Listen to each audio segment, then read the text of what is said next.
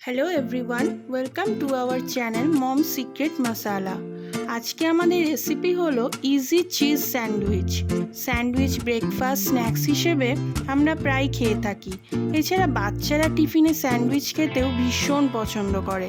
খুব চটজলদি এই রেসিপিটি অল্প কিছু উপকরণ দিয়েই বানানো যায়।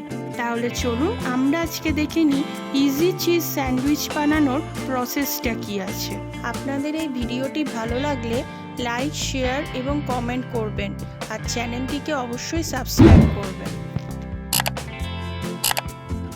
এখানে আমরা দুটো স্যান্ডউইচ বানাবো, তাই 4টে মতন স্লাইস ব্রেড নিয়ে নিয়েছি। একটা শসা, একটা টমেটো আর একটা পেঁয়াজ, এগুলোকে স্লাইস করে কেটে নিয়েছি। আপনারা চাইলে আদার্স ভেজিটেবলসও অ্যাড করতে পারেন। এবার একদিকে আমরা একটা বাউলে সস রেডি করে নেব।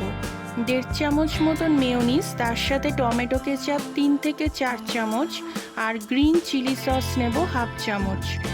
এই সসগুলোকে ভালো করে মিক্সড করে নিলাম। সবগুলো ব্রেডের স্লাইসেই ভালো করে বাটার লাগিয়ে এরপরে মিক্স সসটা ভালো করে লাগিয়ে নিলাম।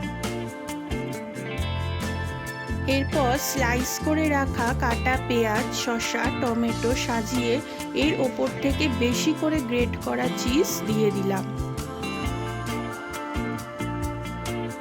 এর ওপর আর একটা রেডি করে রাখা ব্রেড দিয়ে ঢেকে দিচ্ছি। ওপর আর নিচে স্লাইস ব্রেডটাতে বাটার লাগিয়ে দেব। স্যান্ডউইচ মেকারে দুটো ব্রেড পাশাপাশি রেখে মেশিনের ঢাকনাটা লাগিয়ে দিয়ে সুইচ অন করব। রেড লাইট জ্বলা মানে অন হয়ে গেল, আর গ্রিন লাইট জ্বললে বুঝে নিতে হবে যে স্যান্ডউইচটা হয়ে গেছে।